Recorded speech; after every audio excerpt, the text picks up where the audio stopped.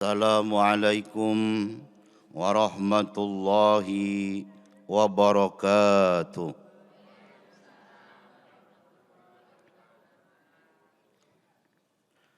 Alhamdulillahilladzi an'amana ni'matal istiqlali wal huriyah. Asyhadu an la ilaha illallah wahdahu la syarikalah. La syai'a qablah wa la syai'a ba'dah. Syahadatan tunji qailaha min ahwali yaumil qiyamah. Wa ashhadu anna sayyidana Muhammadan abduhu wa rasuluhu sayyidul ummah. Allahumma fasalli wa sallim wa barik ala abdika wa rasulika Muhammadin ibni Abdillah wa ala alihi wa ashabihi wa mawala wa la haula wa la quwwata illa billah. Amma ba'du. Qala ta'ala fi kitabihil karim. A'udzu billahi minasyaitonir rajim. Bismillahirrahmanirrahim. Ya ayyuhalladzina amanu taqullaha wal tandur nafsum ma qaddamat lighad wattaqullaha innallaha khabirum bima ta'malun. Wa qala ya ayyuhalladzina amanu ittaqullaha haqqa tuqatih wa la tamutunna illa wa antum muslimun. Wa qala an-nabiyyu sallallahu alaihi wasallam ittaqillaha haitsu ma kunta wa atbi'is sayyi'atal hasanata tamhuha wa khaliqin nasa bi khuluqin hasanin. Shadaqallah wa shadaqa Rasulullah Muhammad sallallahu alaihi wasallam. Faya ibadallah jamaah arsyadakumullah. Mari kita awali dan kita mulai taklim dan kaji kita pada kesempatan kali ini dengan membaca umul kitab, syahadatain dan ikrar. Na'udzubillahi minasyaitonir rajim. Bismillahirrahmanirrahim.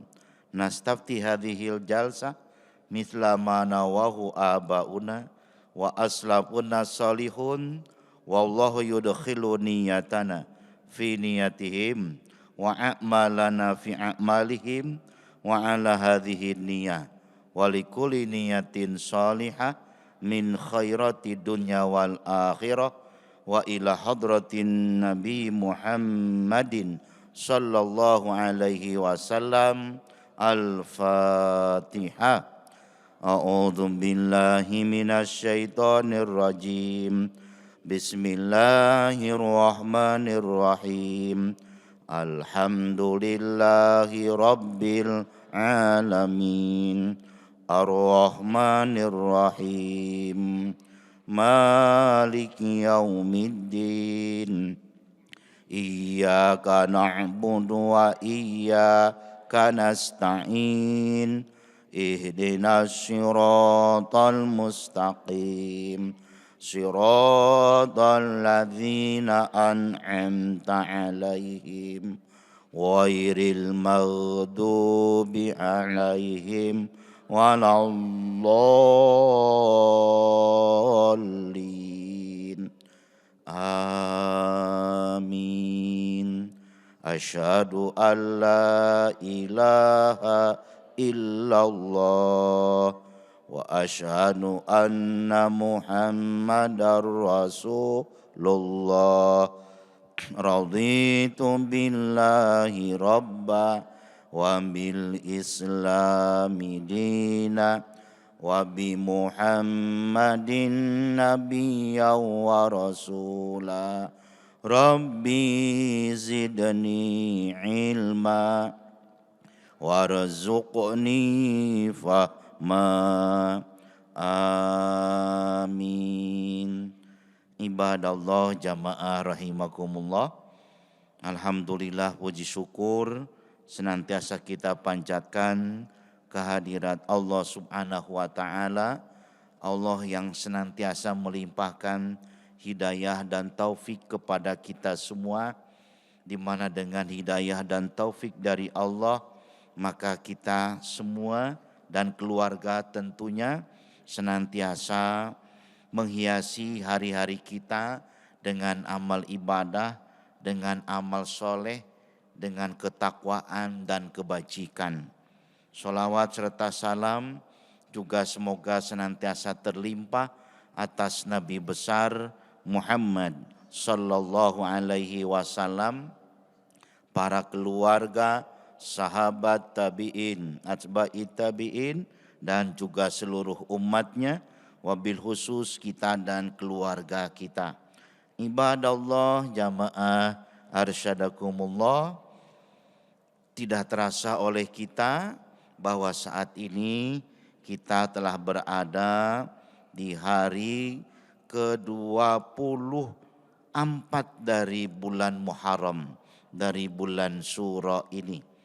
Sehingga tinggal beberapa hari lagi bulan Muharram, bulan Syura akan berlalu dari kita. Dan bulan Muharram tahun ini bertepatan dengan bulan Agustus. Bulan Agustus bagi kita umat Islam Indonesia merupakan bulan yang penuh dengan sejarah. Lebih-lebih pada tanggal 17 merupakan tanggal yang istimewa bagi bangsa Indonesia, bagi kita. Sehingga bagi kita umat Islam Indonesia ada 417. Sekali lagi ada 417 yang mesti senantiasa kita ingat-ingat. Ke-417 itu yang pertama adalah 17 Agustus. Yang kedua adalah 17 Ramadan. Yang ketiga adalah 17 rakaat. Dan yang keempat adalah 17 jam waktu produktif kita. Waktu bangkit bergerak melaju kita. Yang pertama 17 Agustus.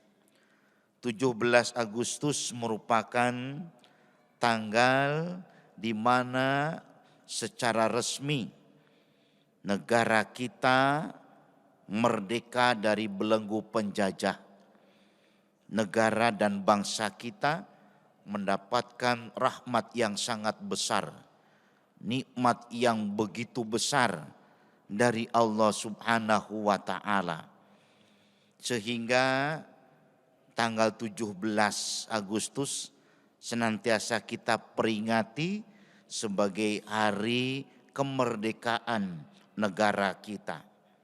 Memperingati kemerdekaan hakikatnya adalah kita mensyukuri segala nikmat yang Allah berikan kepada kita. Memperingati hari kemerdekaan hakikatnya juga kita menanamkan nilai-nilai kepahlawanan ke dalam diri kita dan mewujud nyatakan patriotisme dalam kehidupan kita sehari-hari. Sehingga memperingati kemerdekaan negara kita adalah kita berusaha menteladani para pahlawan yang telah berjasa kepada kita. Para pahlawan yang telah menghantarkan kita meraih kemerdekaan.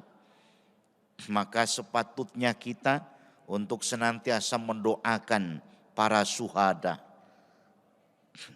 melanjutkan perjuangan para pahlawan, mewujudkan cita-cita para pahlawan, melanjutkan perjuangan-perjuangannya. Inilah hakikat kita memperingati kemerdekaan negara kita. Ini yang pertama. 17 yang kedua adalah 17 Ramadan. 17 Ramadan merupakan turunnya Al-Quranul Karim.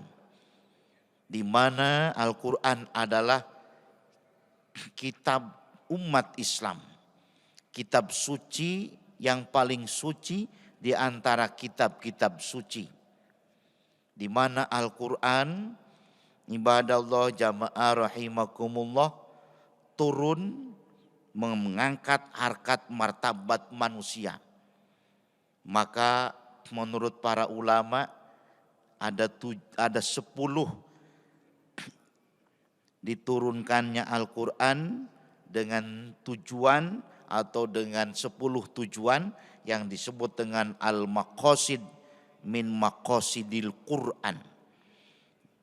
10 tujuan diturunkannya Al-Quran. Salah satunya adalah menempatkan manusia sebagai manusia.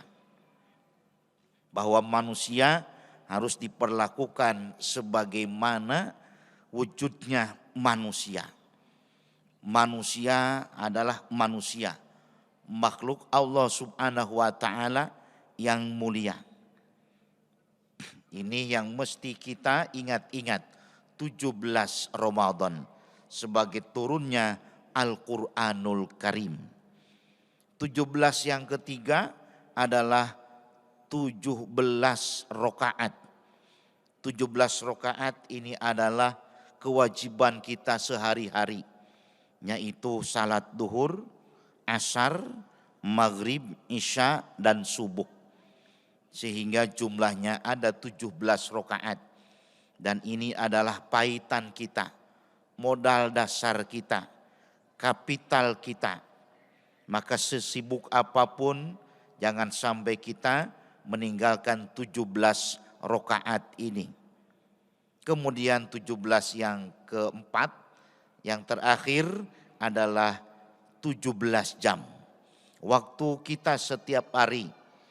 Waktu setiap hari terdiri dari 24 jam. Di mana 17 jam adalah waktu produktif kita. Waktu melaju kita. Waktu bergerak kita. Waktu ikhtiar kita. Baik untuk ibadah, untuk bekerja, maupun untuk mendapatkan ilmu pengetahuan. Maka 17 ini harus dibagi menjadi 3 bagian. Sepertiga untuk ibadah, sepertiga untuk bekerja, sepertiga untuk mencari ilmu. Sebagaimana pesan para ulama, alal mu'mini an yashtaghilla bithalasi khisalin. Orang mukmin itu harus memiliki 3 kesibukan. 3 kesibukan yang harus dimiliki oleh orang mukmin. Yang pertama, an yastaghilla bil kasbi. Orang mukmin mesti sibuk dengan kasab. Mesti sibuk dengan berusaha, dengan mencari rezeki. Sebab mencari rezeki merupakan wujud nyata dari iman. Adalah Imam Abu Hamid Al-Ghazali menyatakan kepada kita, ada 10 yang merupakan tanda dan bukti nyata bahwa orang itu beriman, bahwa orang itu memiliki keyakinan. Yang pertama adalah melaksanakan ibadah sholat. Sholat merupakan perwujud nyataan atau wujud nyata dari iman. Maka Rasulullah Shallallahu Alaihi Wasallam bersabda, "Idza ra'aitumur rajula yaruhu ilal masjidi fasalla fihi fashhadu annahu mu'minun." Apabila kamu sekalian melihat seseorang pergi ke masjid dan salat di masjid tersebut, maka saksikanlah bahwa dia itu adalah orang mukmin. Ini wujud nyata iman. Yang pertama adalah sholat. Yang kedua adalah as-saumu, melaksanakan ibadah siam, melaksanakan ibadah puasa. Maka orang yang berpuasa, baik puasa sunnah lebih-lebih puasa fardu, itu adalah wujud nyata dari iman. Karena itu Allah Subhanahu wa taala memanggil kita dengan panggilan orang yang beriman. Ya ayyuhalladzina amanu kutiba alaikumusyamu kama kutiba alal ladzina min qablikum la'allakum tattaqun. Ini wujud nyata iman yang kedua adalah syam atau berpuasa. Yang ketiga adalah mengeluarkan zakat, termasuk di dalamnya adalah infak dan sedekah. Maka orang yang bersedekah, orang yang berzakat itu mewujud nyatakan imannya dalam kehidupan sehari-hari. Ini yang ketiga. Yang keempat adalah menunaikan ibadah haji, termasuk di dalamnya ibadah umrah. Kemudian yang kelima adalah wal kasbu, yaitu bekerja, berusaha. Bahasa lain adalah tolabur rizki minal halal, mencari rezeki yang halal. Maka bagi orang mukmin, ibadah Allah jamaah rahimakumullah, bekerja merupakan kewajiban sekaligus wujud nyata dari iman. Karena itu orang mukmin dia tidak akan bersenang-senang dengan nyantai, tidak akan bermalas-malasan. Dengan kata lain, orang mukmin itu akan ubat. Orang mukmin itu aktif.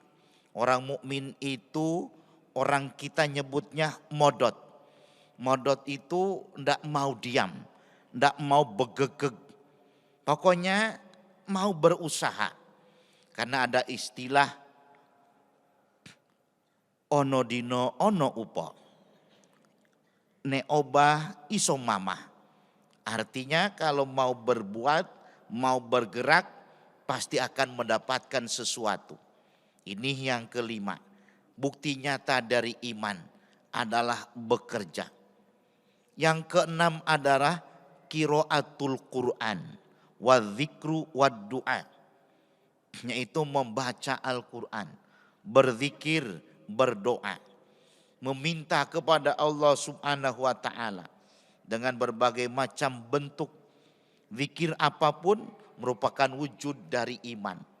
Maka Allah juga berfirman, ya ayyuhalladzina amanu dzkurullaha dzikran katsira. Ibadah Allah jamaah rahimakumullah, ini yang keenam. Yang ketujuh yang merupakan wujud nyata dari iman adalah al-inqiyadu bin Nabi sallallahu alaihi wasallam. Senantiasa menteladani Nabi sallallahu alaihi wasallam. Ini yang ketujuh. Yang kedelapan adalah wa'adaul huquq, senantiasa menunaikan hak-hak. Imam Abu Hamid Al-Ghazali juga menyebutnya dengan istilah al-qiyamu bihuquqin nas, melaksanakan hak-hak manusia, bersilaturahmi, mengunjungi, menengok orang sakit, layat, menepati janji, dan lain sebagainya. Ini yang kedelapan, al-qiyamu bihuquqin nas. Kemudian ibadah Allah jamaah arsyadakumullah, yang kesembilan adalah asyhadatu, yaitu senantiasa membaca kalimat syahadat atau syahadatain, baik syahadatut tauhid maupun syahadatur rasul. Maka membaca kalimat syahadat bagi kita umat Islam, bagi kita umat Muhammad sallallahu alaihi wasallam merupakan perwujud nyataan atau wujud nyata dari iman kita. Ini yang kesembilan. Dan yang terakhir adalah tolabul ilmi, mencari ilmu. Mencari ilmu ini merupakan wujud nyata dari iman kita. Karena itu Rasulullah Muhammad sallallahu alaihi wasallam bersabda, tolabul ilmi fariidatun ala kulli muslimin. Mencari ilmu itu merupakan kewajiban yang mesti dibiasakan dan dilakukan oleh setiap orang muslim, baik laki-laki maupun perempuan. Dalam kalimat faridatun ada tambahan tak marbutoh. Tidak faridun tapi faridatun. Padahal kalau kita lihat siakul kalamnya tolabul ilmi itu muzakkar sebagai mubtada. Tapi mubtada khobarnya kenapa pakai tak marbutoh muannas faridatun? Tak di sini bukan sekedar taknya tak muannas, tapi itu tak litasydid walit takkid. Taknya berfungsi di sini adalah untuk menyangatkan bahwa tolabul ilmu itu memang benar-benar satu kebutuhan yang mendesak, satu kebutuhan yang sangat-sangat darurat. Maka menggunakan istilah faridatun. Ibadallah jamaah rahimakumullah. Ini yang kedua. Yang pertama kesibukan kita adalah bekerja. Kemudian yang kedua wa an yastaghila bil ilmi. Kita mesti punya kesibukan yang kedua adalah mencari ilmu. Ibadallah jamaah rahimakumullah. Para ulama menegaskan kepada kita al-ilmu masadirul khairat. Ilmu itu adalah sumber kebaikan. Man la ilma lahu fala khairahu. Seperti kata Syekh As-Somdoni. Juga ulama dari Indonesia Al-Falimbani. Man la ilma lahu la khairalahu. Siapa yang tidak punya ilmu dia akan ketinggalan. Siapa yang tidak punya ilmu maka tidak punya kebaikan.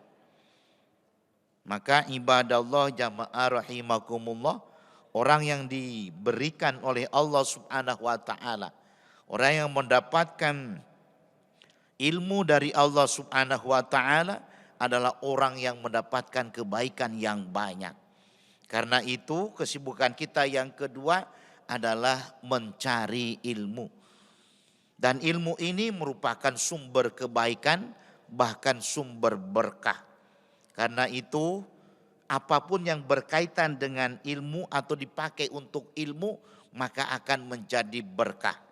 Uang dibelanjakan untuk ilmu maka pasti akan menjadi berkah.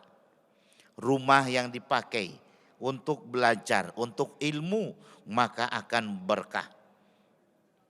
Usia digunakan untuk belajar maka usia akan berkah. Bahkan mencari ilmu ini bisa menjadi obat bagi penawar penyakit atau sebagai penawar untuk satu penyakit.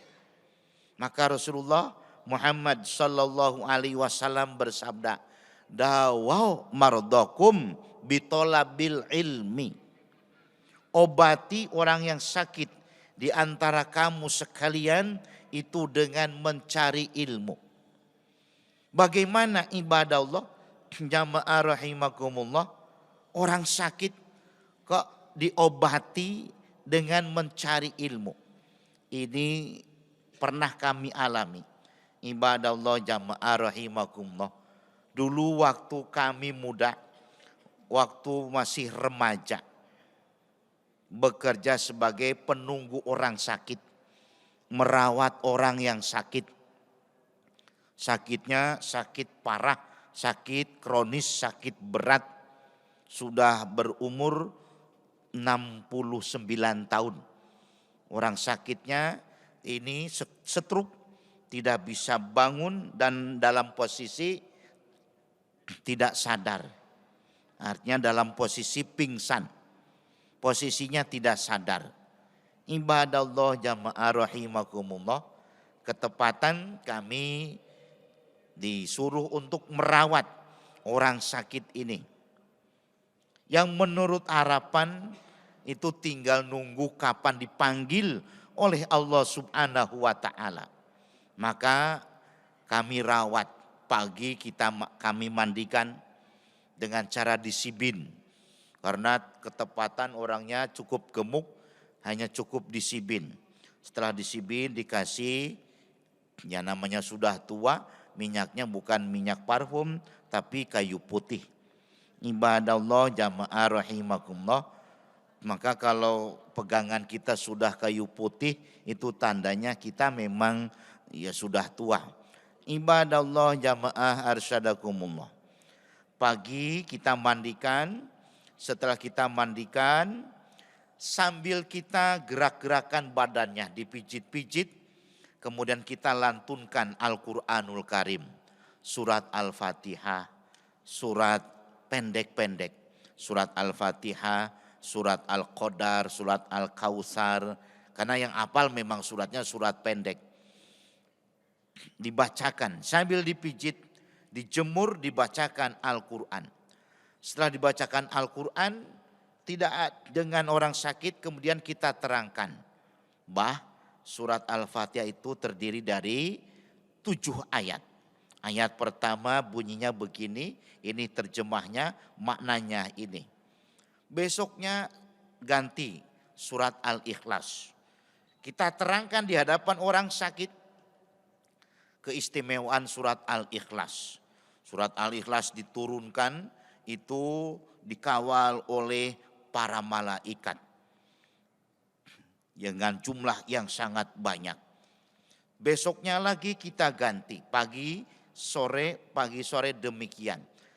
Terkadang dibacakan satu hadis, kita ambil dari hadis yang ada, yang mudah didapat dan yang hafal.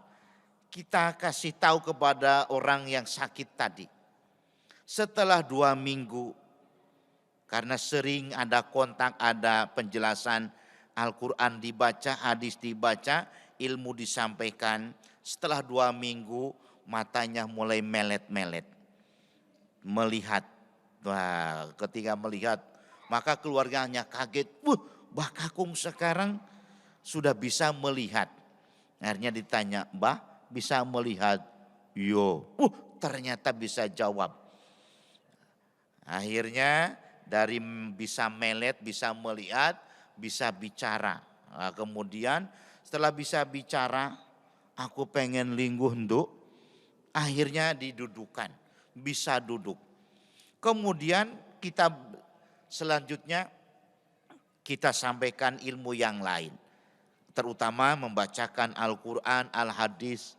Kemudian kita sampaikan pula apa saja yang kami bisa, yang kami tahu kepada orang sakit tersebut.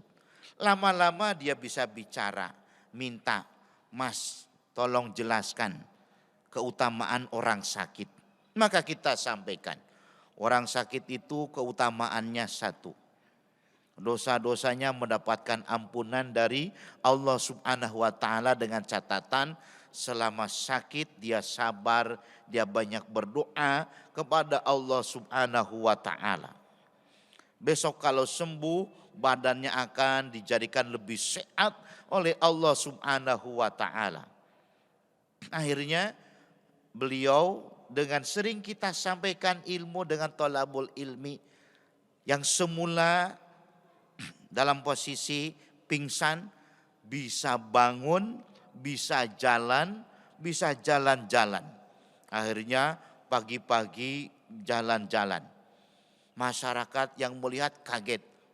Orang sido mati toh, malah iso melaku-melaku.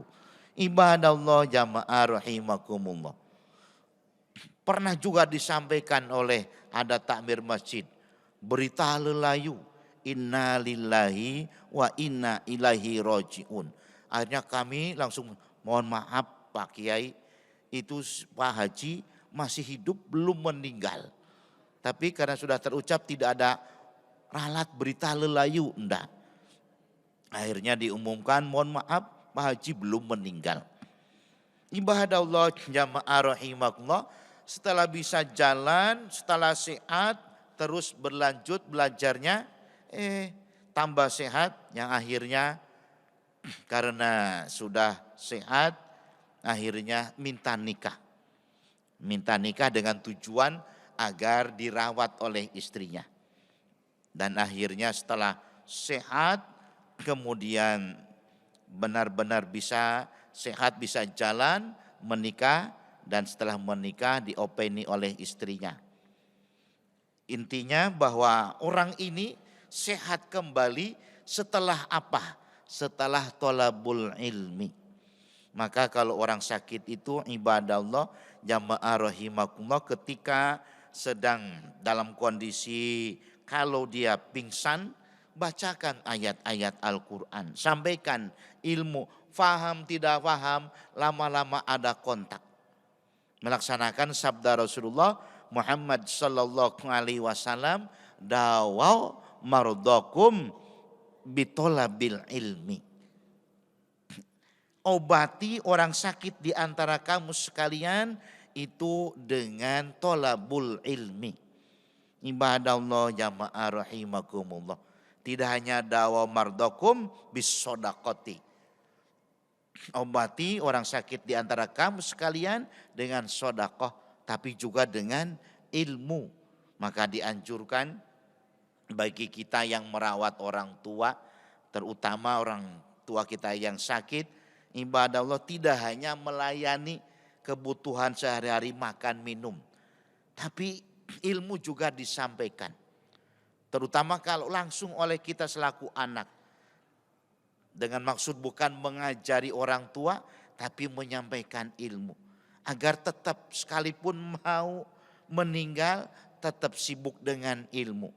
Karena apa? Rasulullah Muhammad sallallahu alaihi wasallam bersabda, tolabul ilmi minal mahdi ilal lahdi.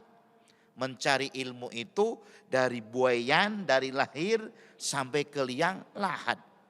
Sampai ke liang lahat saja masih belajar, apalagi dalam kondisi sakit. Ibadah Allah jamaah arsyadakumullah. Ini yang kedua. Wa an yastaghila bil ilmi. Dan yang ketiga adalah wa an yastaghila bil ibadati. Nah itu hendaknya kita memiliki kesibukan dengan ibadah, dengan amal soleh, dengan amal kebajikan. Maka ibadah Allah jamaah arsyadakumullah, kita lanjut kajian kita tentang akhlak, yaitu bahwa output kita ada 3. Yang pertama perkataan, maka perkataan ini yang keluar dari mulut kita harus berkualitas, harus bernilai ibadah.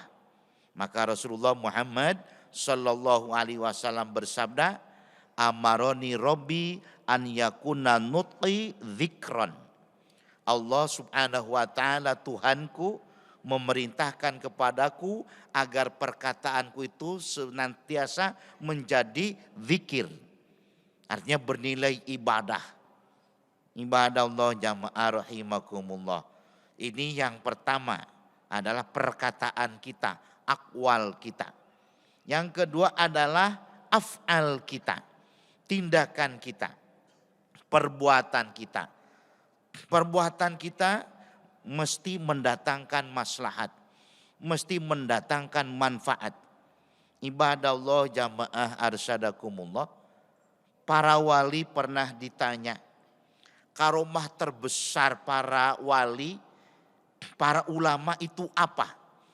Apakah bisa terbang? Apakah bisa berjalan di atas air? Maka para ulama dan para wali seperti Imam Al-Qushairi itu menjelaskan, karomah terbesar para ulama, karomah terbesar orang-orang soleh bukanlah bisa berjalan di atas air, bukanlah bisa terbang, bukanlah bisa merubah sesuatu, misalnya buah menjadi emas, bukanlah merubah batu jadi batu biasa menjadi intan permata. Tapi yang namanya karomah terbesar para wali, para ulama, orang-orang soleh itu adalah memberikan yang terbaik, memberikan yang bermanfaat bagi sesama. Baik itu ucapannya, perbuatannya maupun sikapnya. Maka Rasulullah Muhammad sallallahu alaihi wasallam bersabda, man kana lahu ilmun falyatasaddaq bi ilmihi.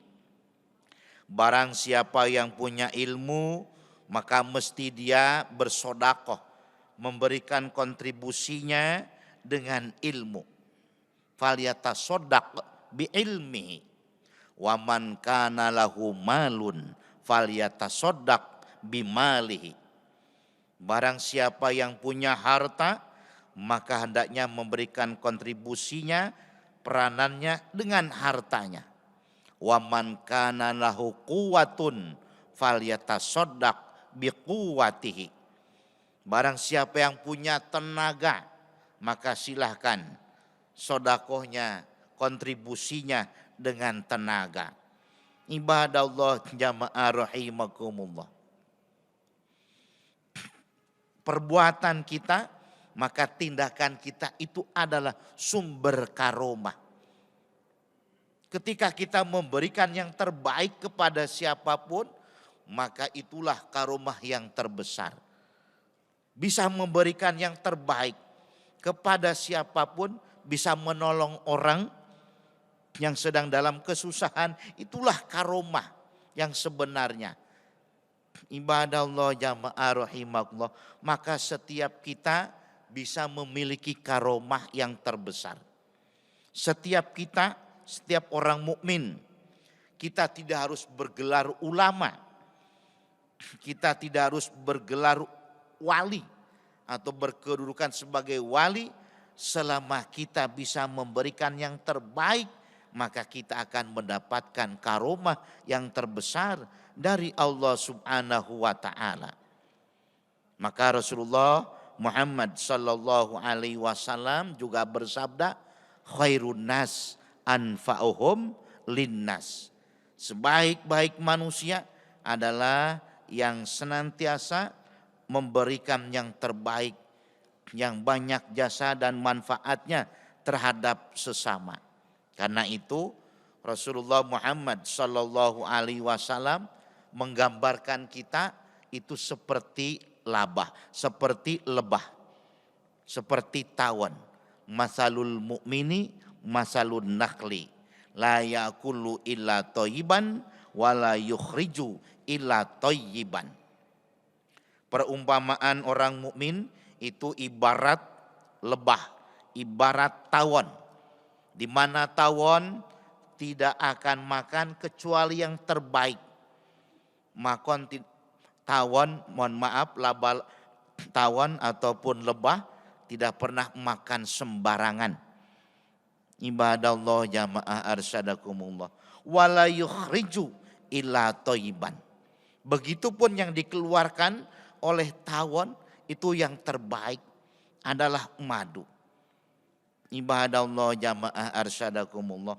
Maka kita pun mesti punya prinsip apa? Yaitu bahwa kita orang mukmin mesti manfaat. Sebagaimana sabda Rasulullah Muhammad sallallahu alaihi wasallam, al mukminu manfaatun. Orang mukmin itu harus memberi manfaat. Insyaroktahu nafa'aka, insyawartahu nafa'aka. Orang mukmin itu kalau diajak bekerja sama maka akan memberikan manfaat. Kalau diajak musyawarah akan memberikan manfaat.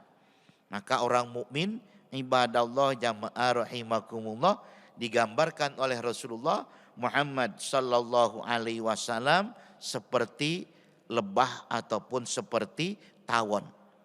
Makan yang terbaik dan memberikan yang terbaik pula. Dan itulah yang diberikan oleh para pahlawan kita. Para pahlawan, ibadah Allah jamaah arsyadakumullah, telah memberikan yang terbaik kepada kita. Maka kita dalam rangka memperingati 17 Agustus ini adalah menteladani para pahlawan, para syuhada, para kusuma bangsa yang telah berjasa kepada kita. Terutama ibadah Allah jamaah arsyadakumullah dalam tindakan nyata, tindakan real. Para pahlawan memiliki jiwa mau berkorban, memiliki nasionalisme yang begitu kuat dan tajam. Mereka, para pahlawan, Ibadah Allah jamaah rahimakumullah, mau bekerja keras, mau mengorbankan apa saja yang ada dalam dirinya. Ini seperti yang dicontohkan oleh Rasulullah Muhammad sallallahu alaihi wasallam, oleh para sahabat, oleh para ulama. Ibadah Allah jamaah rahimakumullah. Para ulama, para wali, kalau kita baca dalam biografi, khususnya dalam manakibnya. Manakib artinya kebiasaan-kebiasaan baik orang-orang soleh, baik ulama, para imam, atau siapapun. Namanya manakib. Manakib ini sangat penting diungkap. Untuk apa? Untuk teladan bagi kita. Maka kita yang biasa baca manakib Syekh Abdul Qadir Al-Jailani, manakib Abu Ali Asyadili atau Imam Abu Hasan Ali Asyadili, dan manakib-manakib yang lain. Dengan tujuan apa? Dengan tujuan bisa menteladani mereka. Para ulama, misalnya Abu Hasan Ali Asyadili, salah seorang ketika terjadi peperangan di negaranya, maka beliau pun beserta santri dan para pengikutnya bersama-sama dengan tentara menjaga membela negara bangsa yang akan dihancurkan oleh bangsa yang lain.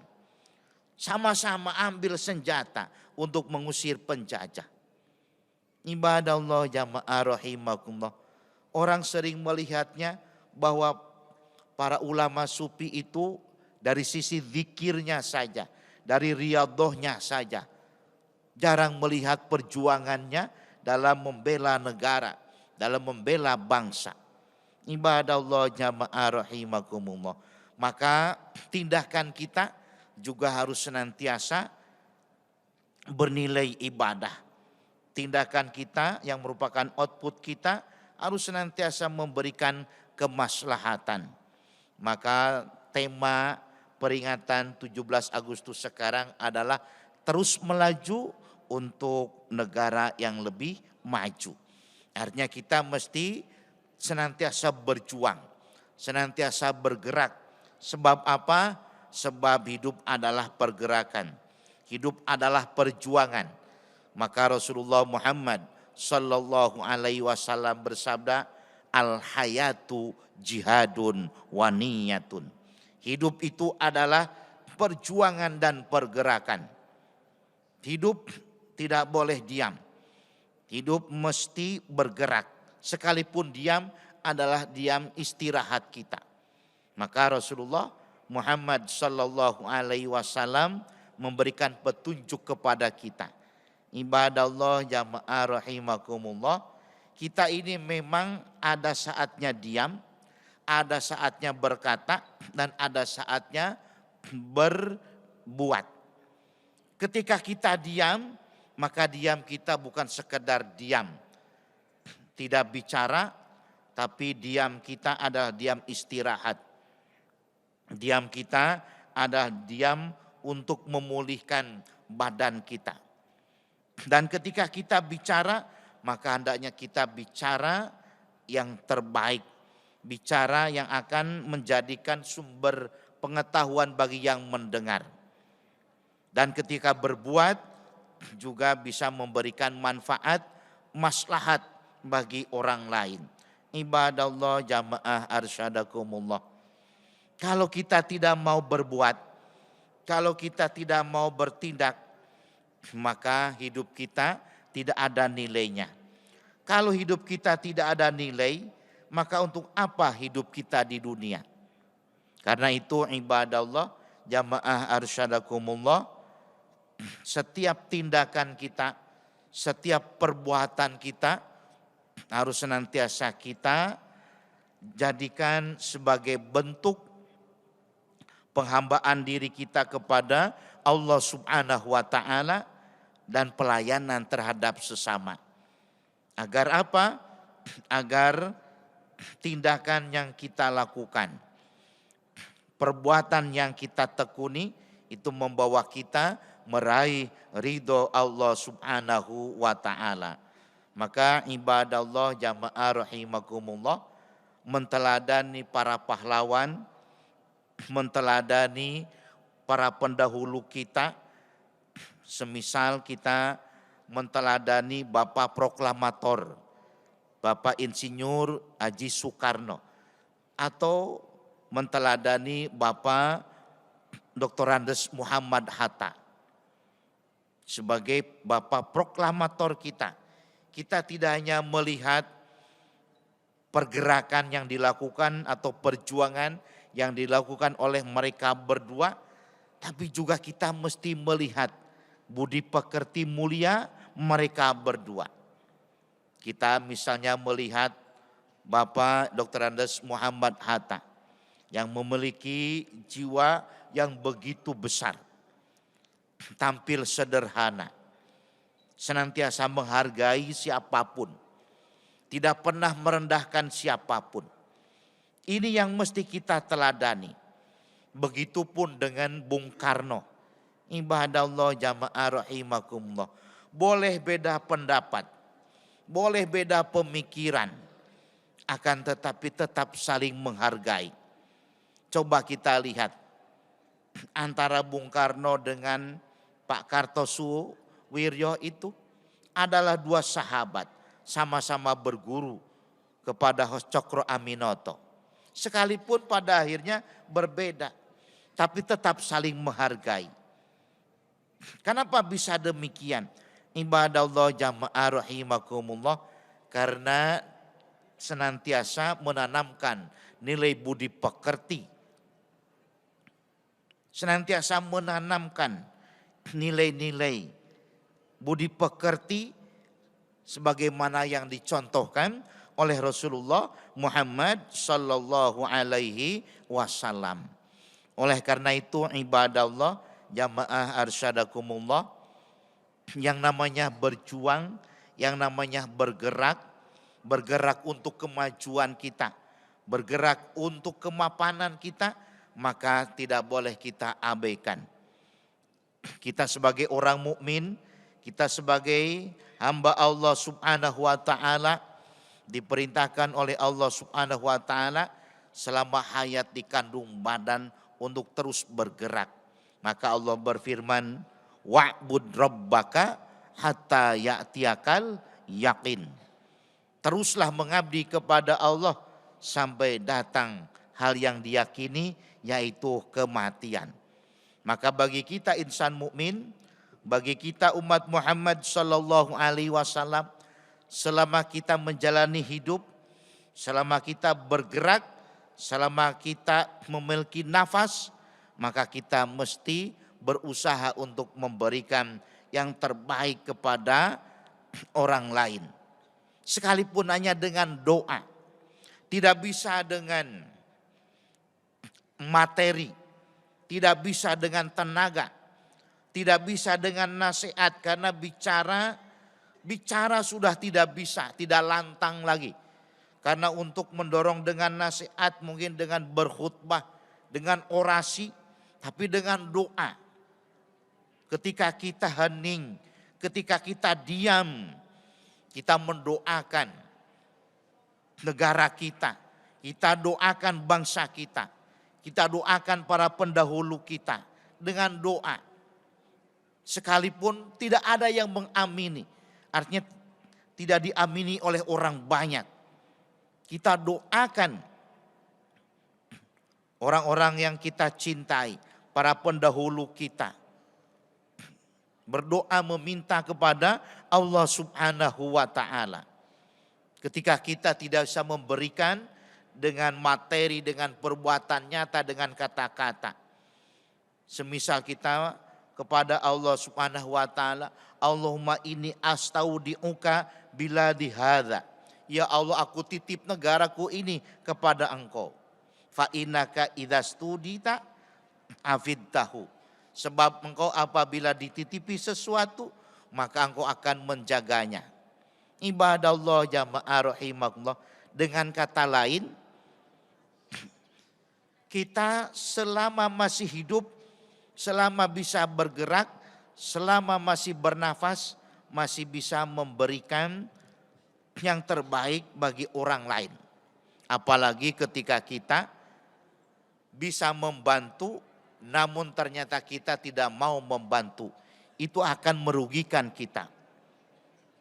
Adalah Abu Lais As-Samarqandi mengatakan kepada kita, kenapa kita sering mengalami kegagalan? Kenapa kita sering mengalami ujug-ujug sakit? Ujug-ujug sakit tanpa sebab itu boleh jadi karena kita melakukan 5 hal. Yang pertama, ketika ada orang minta bantuan kepada kita dan kita bisa mampu membantunya, namun kita tidak mau membantunya. Ada datang orang kepada kita minta bantuan. Entah bantuan apa saja dan kita bisa membantunya, namun kita mengabaikannya. Itulah penyebab kita sering mengalami kegagalan. Atau sering mengalami hal yang tidak disangka-sangka yang mengganggu kita. Bukankah Rasulullah Muhammad sallallahu alaihi wasallam pernah bersabda, hakul muslimi alal muslim khamsun. Hak orang muslim atas muslim yang lain ada 5.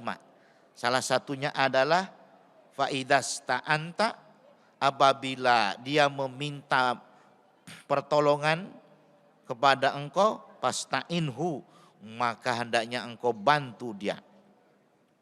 Ibadallah jamaah arsyadakumullah.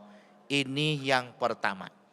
Yang kedua, ketika adzan dikumandangkan, engkau diam saja, tidak menirukannya dan tidak menjawabnya. Padahal seruan adzan adalah seruan yang indah. Karena seruan yang indah mesti didengarkan dan dijawab. Ini yang kedua. Maka sesibuk apapun ketika adzan dikumandangkan, semisal kita sedang baca Al-Quran, maka hendaknya kita berhenti terlebih dahulu membaca Al-Qurannya, karena ada adzan dikumandangkan untuk panggilan bahwa waktu sholat sudah masuk. Ini yang kedua. Yang ketiga, ibadallah jamaah arsyadakumullah, ketika nama Nabi Muhammad sallallahu alaihi wasallam disebut, ternyata tidak bersolawat kepada Nabi sallallahu alaihi wasallam. Ini yang ketiga. Kemudian yang keempat, ketika dipanggil oleh seseorang dan mendengar namun tidak mau menjawab. Baik menjawab dengan labbaik, inji, kulan, atau yang lain. Tapi mendiamkan panggilan orang. Maka ketika orang mengabaikan panggilan orang, maka Allah Subhanahu wa taala akan memberikan peringatan kepadanya berupa menghadapi sesuatu yang tidak diinginkan. Ibadallah jamaah arsyadakumullah, maka kalau ada orang yang memperingatkan kita, hendaknya kita berterima kasih. Karena peringatan dari orang itulah yang akan menambah kemuliaan kita. As-sa'idu man wa'idha bi ghairihi. Orang yang bahagia adalah orang yang diberi peringatan, yang mendapatkan masukan dari orang lain. Ini yang keempat. Kemudian yang terakhir, yang kelima yang sering menjadikan kita mengalami halangan, ibadallah jamaah rahimakumullah, adalah ketika ada orang berdoa dan ketika Al-Quran dibacakan, kita tidak mendengarkannya dan tidak mengamini doa yang disampaikan atau yang dibacakan. Maka siapapun ketika ada orang yang berdoa, hendaknya kita mengamini sekalipun di dalam hati. Semisal ketika kita jagong, ibadallah jamaah rahimakumullah, pas ada acara ataupun sesi pembacaan doa, jangan sampai kita komentar, wis tugase Pak Kae baca doa. Memang sudah tugasnya, namun kewajiban kita ketika doa dikumandangkan, hendaknya kita mengamininya. Sebab apa? ad-da'i wal mu'amminu syarikani fil ajri. Orang yang berdoa dan yang membacakan amin sama-sama dapat pahala dari Allah Subhanahu wa taala. Kecuali yang bertugas sebagai pembaca doa memang dapat yang lain. Begitupun ketika Al-Qur'anul Karim dikumandangkan. Siapapun orang yang mengumandangkan Al-Qur'an hendaknya didengarkan. Karena Allah Subhanahu wa taala berfirman, apabila Al-Qur'an dibacakan, fastami'u lahu wa ansitu la'allakum turhamun. Sekalipun yang baca belum begitu fasih, yang baca belum begitu lancar, yang membaca belum begitu menguasai ilmu membaca Al-Qur'anul Karim, maka hendaknya kita tetap mendengarkannya. Kalau dia salah bacaannya, maka kita melafalkannya dengan yang baik, dengan yang benar, dengan yang fasih. Umpamanya ada orang tua berzikir, jangankan membaca Al-Quran, berzikir saja. Ada orang berzikir, kita dengarkan. Karena ketika kita mendengarkan zikir orang, itu berarti kita mencintai Allah Subhanahu wa taala. Karena mendukung orang yang berzikir kepada Allah Subhanahu wa taala. Ada orang tua misalnya membaca zikirnya kurang fasih, baca istighfar.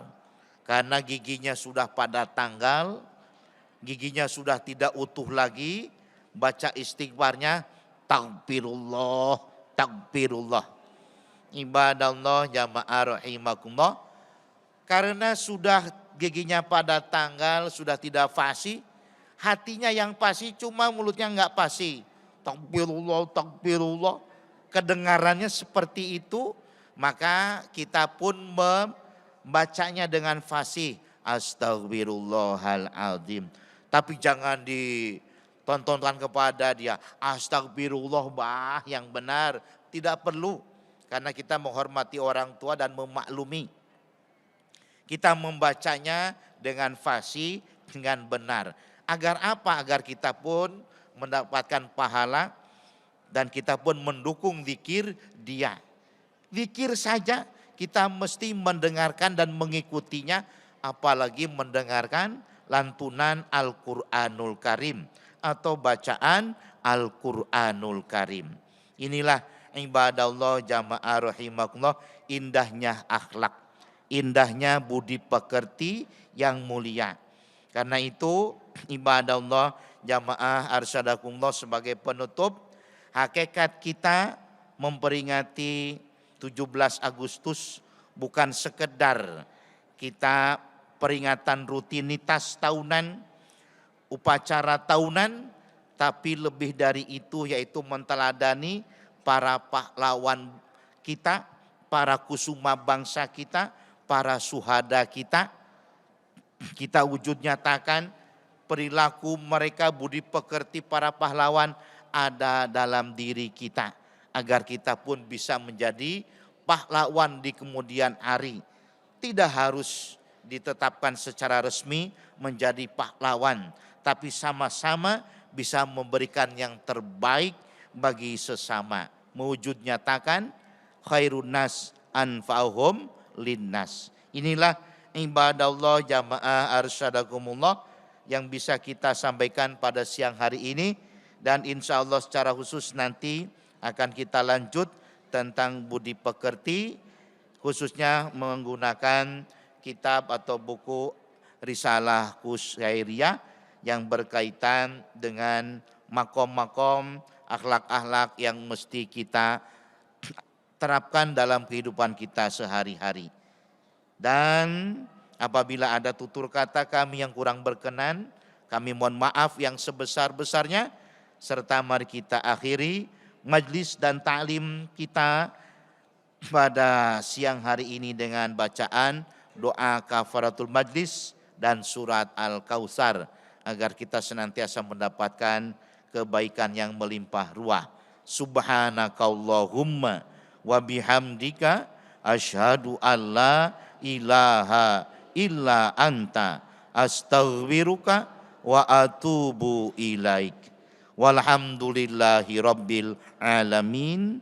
Bismillahirrahmanirrahim.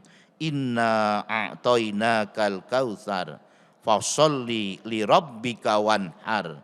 Inna syani'aka huwal abtar. Wassalamualaikum warahmatullahi wabarakatuh.